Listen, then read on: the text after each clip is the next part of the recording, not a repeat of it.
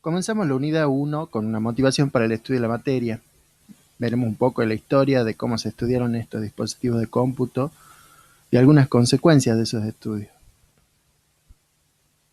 Bueno, al enfrentar un problema en general encontramos que no hay una estructura predeterminada, por lo que debemos pensar en obtener alguna estructura adecuada para nuestro problema.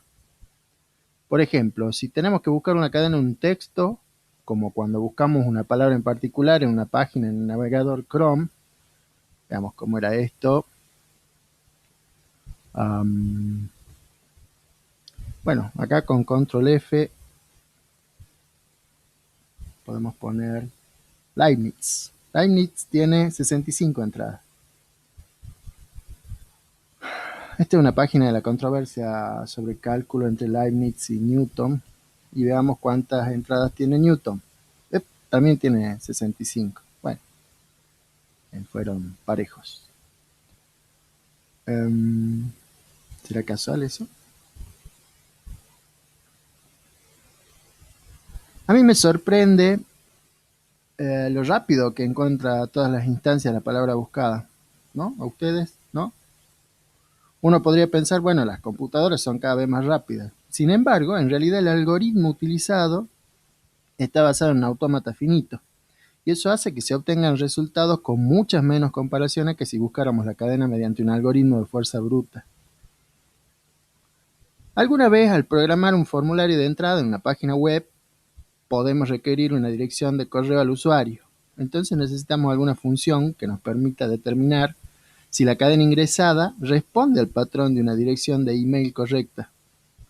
No hablamos de que el correo exista o no exista, sino simplemente si el formato de la cadena ingresada tiene un nombre con los caracteres permitidos, seguido de un símbolo arroba y una cadena con el formato de una URL.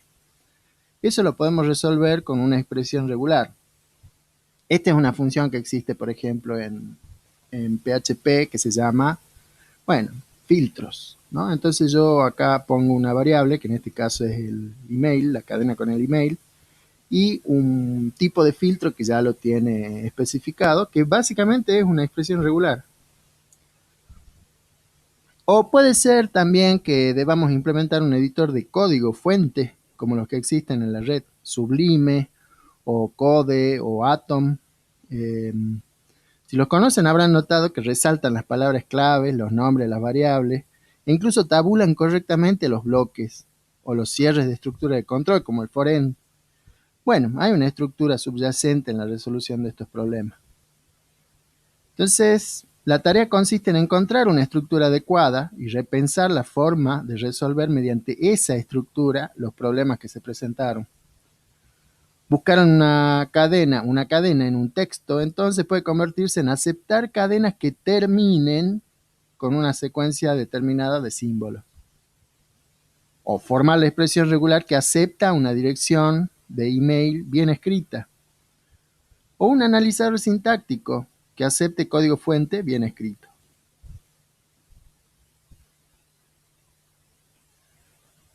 Resolver problemas mediante una máquina requería pensar en esas estructuras y cómo navegar por ellas, transformando entradas en resultados intermedios y luego en solución. Todo comenzó con la noción de cálculo automático. Uno de los primeros que imaginó una máquina para resolver problemas de este modo fue Charles Babbage. Aunque antes Pascal y luego Leibniz habían pensado y dado los primeros pasos en una máquina que efectuaba operaciones aritméticas básicas e incluso raíces cuadradas. Pero fue Babbage el que imaginó una máquina analítica que pudiera tomar decisiones del tipo sí, sí, no. Propone entonces una máquina diferencial y una máquina analítica, y aquí surge una pregunta un poco inocente. ¿Qué está primero, la máquina o la teoría? Cuando se piensa en un dispositivo nuevo, es natural que exista primero una aproximación de prueba y error, pero luego de los primeros resultados se comienza a preguntar el porqué de los mismos, es decir, se trata de establecer un vínculo entre causa y consecuencia, y eso es teórico. A veces suponemos que la teoría surge luego de crear un dispositivo, pero en realidad hay una interacción entre la construcción de un dispositivo y la teoría que lo sustenta. Sin embargo, para la obtención del dispositivo final es indispensable la teoría.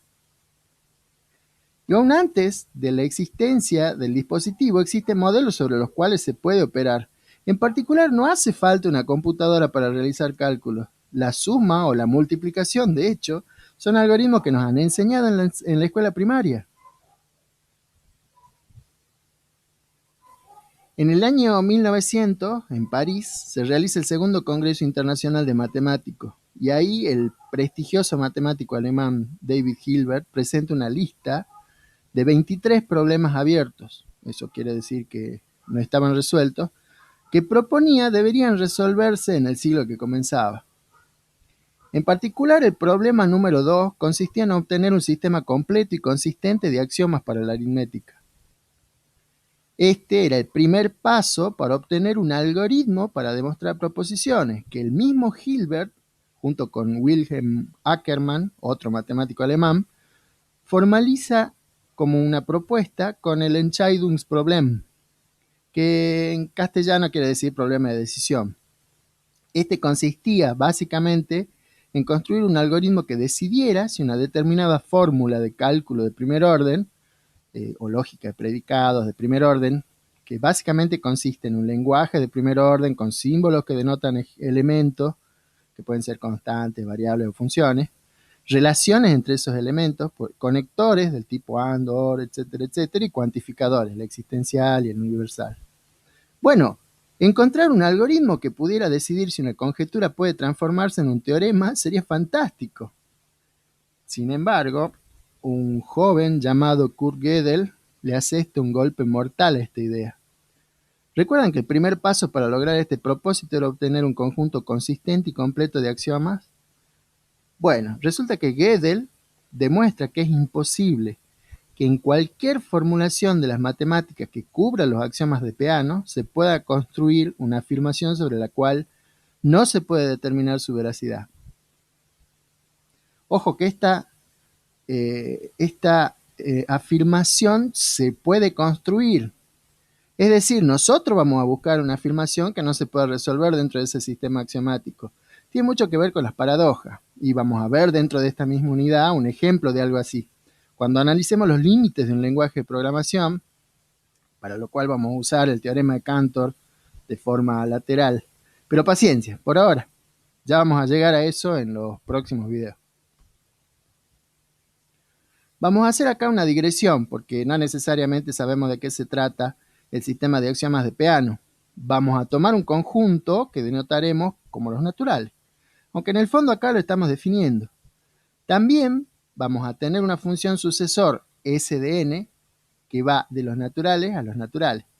Con esto definimos los siguientes axiomas.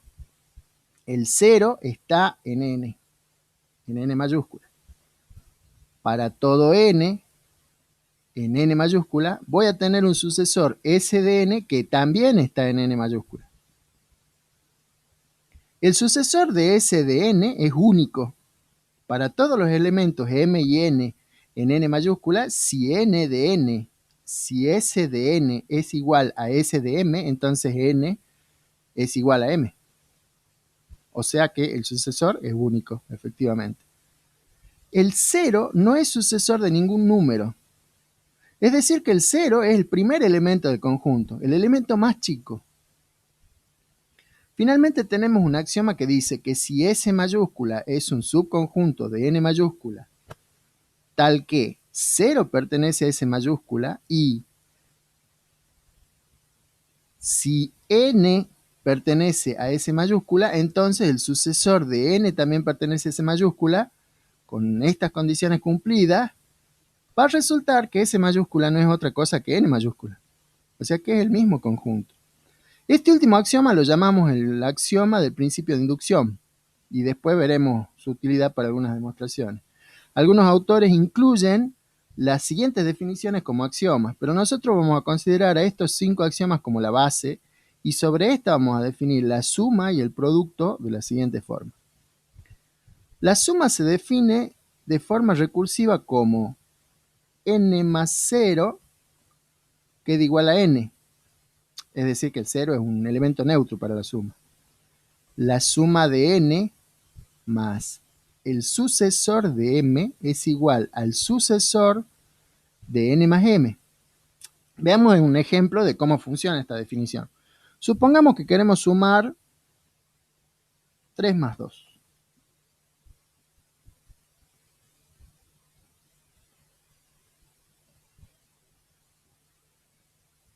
Entonces tenemos que 3 más 2 es igual a 3 más el sucesor de 1, porque 2 es el sucesor de 1. Y según esta definición, tenemos que verla así a la suma. Y esto por definición va a ser el sucesor de 3 más 1.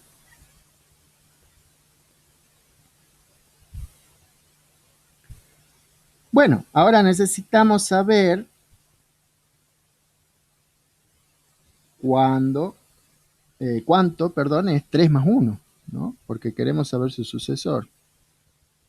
Ahora, 3 más 1 no es otra cosa que 3 más el sucesor de 0. Y esto se define, según lo que vimos acá, como S de 3 más 0. Ah, pero 3 más 0 cumple esto, ¿no? Entonces podemos decir que esto es igual al sucesor de 3. Y el sucesor de 3 no es otra cosa que 4, ¿ok? Entonces a este 4 lo llevamos acá y me queda que 3 más 2 es igual al sucesor de 4, que es 5. Efectivamente, entonces hemos podido realizar la suma, ¿no? Que es el resultado correcto. Bueno, ahora veamos la definición del producto.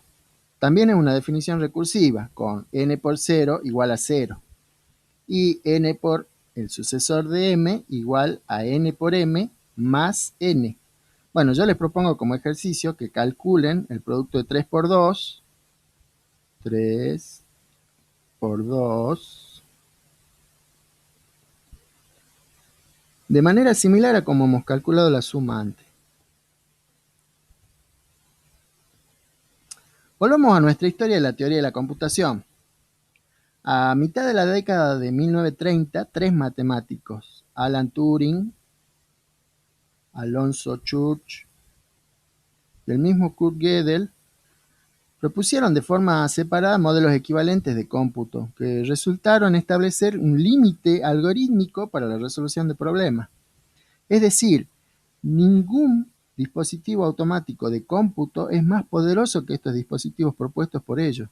Hay otros modelos también equivalentes, pero ninguno más poderoso que eso. Estos tres matemáticos propusieron los siguientes modelos. La máquina de Turing, que por supuesto cuando no se llamaba así cuando Turing presenta el modelo, él la llamaba máquina automática en su artículo de 1936. El artículo está acá. Este es el artículo.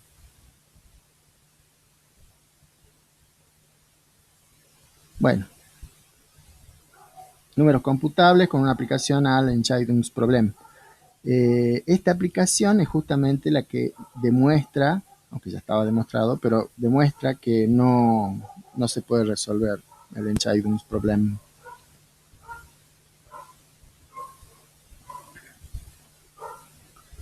El cálculo lambda es el modelo que presentó Alan Church junto con Stephen Klein, un poco antes que Turing, que también fue pupilo de Church. Klein fue pupilo de Church y Turing también. En el mismo año, 1936, fue alumno de Church. Ya se conocieron. Toda esta gente se conocía. Y por último, las relaciones recursivas que tomaron mayor relevancia a partir del artículo de 1931 en el que Gödel presenta su teorema de incompletitud, lo que decíamos hace un rato, que demuestra que el problema de decisión planteado por Hilbert no tiene solución. Y ese artículo también lo tengo acá. Naturalmente no tenemos que leer estos artículos, simplemente están ahí, están para que uno, si tiene interés, los mire. Son muy complejos para entender, así que no es que, no es que sea una sugerencia. Por ahí pegarle una lecturita superficial, como para más o menos saber de qué se trata, sí está bueno, pero no se exige que se lo lea.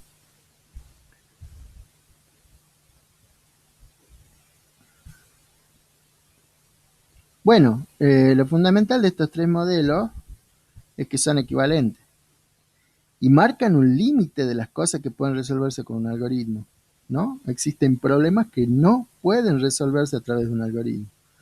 En esta materia vamos a ver con cierto nivel de detalle el primer modelo, el de las máquinas de Turing.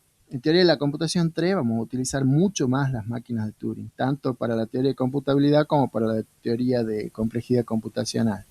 Pero antes de llegar a la máquina de Turing, vamos a ver otros modelos intermedios que nos van a permitir establecer una jerarquía de lenguaje o problemas que se pueden resolver con esos lenguajes.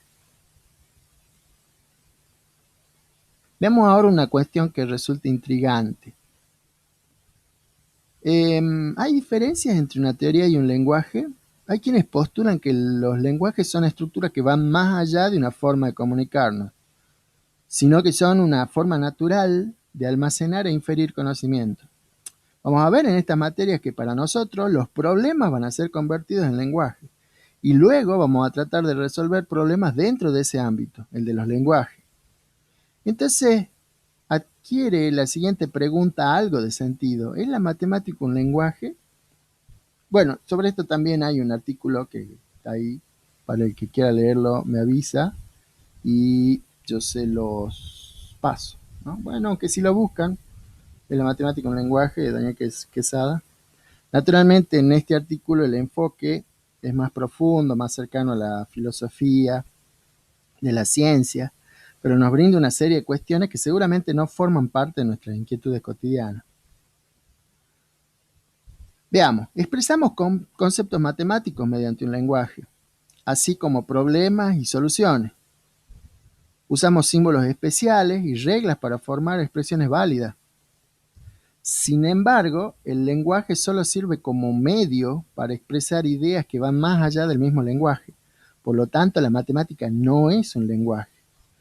Por ejemplo, yo puedo expresar una falsedad evidente como 4 igual a 2, que no es aceptada como parte del cuerpo de conocimiento en esta ciencia. Claro que es un ejemplo solamente, sería más interesante estudiar una conjetura y tratar de demostrarla. Pero si yo planteara un alfabeto y un conjunto de reglas de formación, de expresiones o sentencias como lenguaje para transmitir ideas matemáticas, de hecho existe ese lenguaje, la cadena 4 igual a 2 sería perfectamente aceptada como parte de ese lenguaje.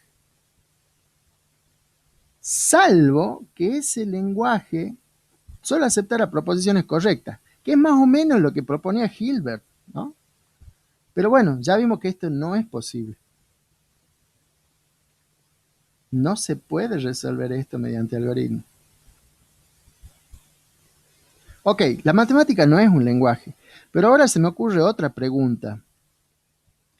Vimos que un lenguaje acepta cadenas que no son correctas para ser aceptadas como parte del cuerpo de la matemática. Ahora, ¿un lenguaje puede abarcar todas las teorías que forman la ciencia matemática?